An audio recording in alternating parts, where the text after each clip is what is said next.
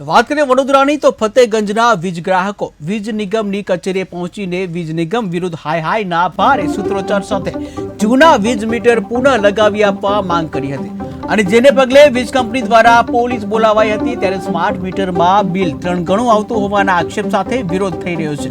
ત્યારે ફતેગંજના રહીશો સંઘર્ષ સમિતિની જે રચના કરી અને તેના નેજા હેઠળ એકત્ર થયા હતા, જ્યાં રહીશોએ વીજ કચેરીએ પહોંચી જૂના મીટર પાછા આપવાની માંગ સાથે વીજ નિગમ સામે હાયના સૂત્રોચ્ચાર પોકાર્યા હતા।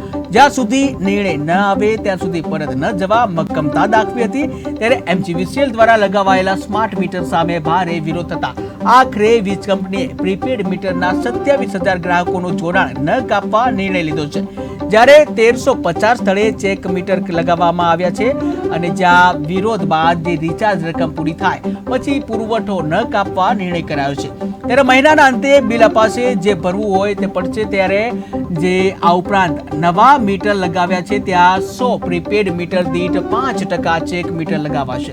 ત્યારે દરેકને ત્યાં ચેક મીટર લગાવાશે તે વાત ખોટી છે। જ્યાં MGVCLના MD તેજસ પરમારે કહ્યું કે જોડાણ કાપવા પર હાલ પૂરતી રોક લગાવી છે। आज हमारा जे जूना मीटर था मन पाछा आपवामां आवे અને એમના નવા સ્માર્ટ મીટર સ્માર્ટ લોકોને આપે। અમારે સ્માર્ટ મીટરની કોઈ જરૂર નહીં। અમે આ ગરીબ જનતા છે અને શ્રમ વિસ્તારના લોકો છે, રોજ લઈને રોજ કમાનારા લોકો, અને લોકો પાસે પેલા સ્માર્ટફોન પણ નથી, તો સ્માર્ટ મીટરની અમારે કોઈ જરૂર નહીં। 1 થી 15 તારીખમાં મેં 7,000 રૂપિયા બિલ ભર્યું છે, તે છતાં 297 રૂપિયા માઇનસ બતાવે છે। અમે કમાઈને લાઇટ બિલ જ ભરીએ કે છોકરા છરીએ ભણાવીએ કે શું કરીએ, અમને તો સકી સમજણ નથી પડતી। એક બેનને પૂછ્યો, બધા બંગલે કામ કરીને વાસણ ઘસીને કપડા ધોઈને પૈસા લાઈન મીટર ભરે છે। અધિકારી પાસે જબરદસ્તી ઉઘરાણી કરવા આવે, અમારા કોર્પોરેટરના બોલાવાના સાંભળો, કોઈ હાલ આવે નહીં। જો આપણે આટલા લોકો અહીં આવ્યા છે તો ઉભી પૂછડીએ ભાગી ગયા છે, તો એવું આપણા મોહલ્લા ગલીમાં આવે અને જેનું ઓનલાઈન જેનું બી કપાઈ ગયું હોય એ મારો સંપર્ક કરજો, તાત્કાલિક ચાલુ કરાવવા જઈશ।